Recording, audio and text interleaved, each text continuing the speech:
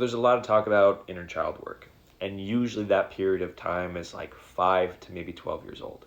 I've reached a point now, though, where a lot of the limiting beliefs that I have, particularly around my desirability, my appearance being wanted, particularly by women, doesn't necessarily come from that part, though I'm sure there's an influence there, but more from the child me that was a teenager. And I think we can sometimes neglect those teenage years, and a lot of us think back to those years as being cringe and awkward and puberty's hitting, and even though we're doing work to kind of take care of the really young us, we neglect that part, and we still have some judgment around it. I know I have. And so this next phase of inner child work that I'm embarking on is really just kind of trying to hyper-focus on that teenage me, the teenage me that had really bad acne, that had glasses with really thick prescription lenses, that had a rough haircut, that didn't hit a growth spurt really until end of senior year of high school, that shopped in the Husky section of Sears. There's a part of me that still sees myself the way I saw myself then, the way the world seemed to reflect back to me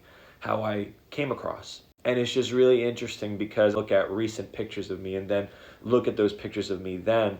And in my head, when I imagine it, I think that there's this massive discrepancy. And sometimes you can see that there's a discrepancy there. And you can kind of see how I may have arrived at the conclusions I did about myself. But what I found really interesting is that I did an exercise just now going through old Facebook photos.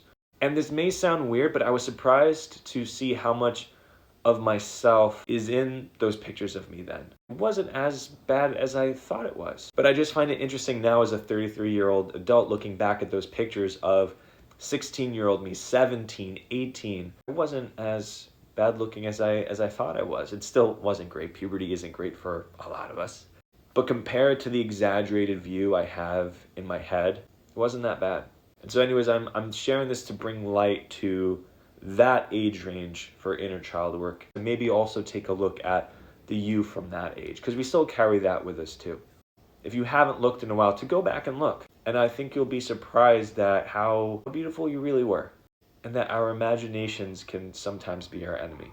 Wish that for you, wish for your healing with that.